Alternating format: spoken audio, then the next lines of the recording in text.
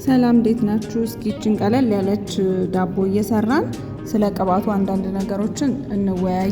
ከተጠየቅኩት ጥያቄ መሃል ምች አያስመታም ወይ የሚል ይገኝበታል።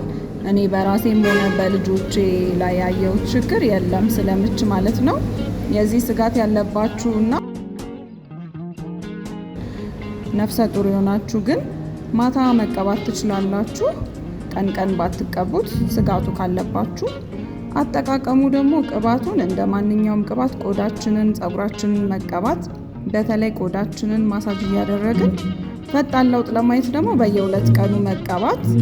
ትሪትመንቱን ወይም ውሃውን ደግሞ ፀጉራችንን ከጫፍ እስከ ጫፍ ቀብተን ወፈር ያለ ቁጥርጥር መስራት፣ ከዛ ቀን ላይ ስታይል ማለት እንችላለን ማለት ነው። ሌላ ከቅባቱ ጋር በተያያዘ ያልመለስኩላችሁ ጥያቄ ካላችሁ ኮሜንት ላይ አስቀምጡልኝ። ዳቧችንም እንዲደርሷል።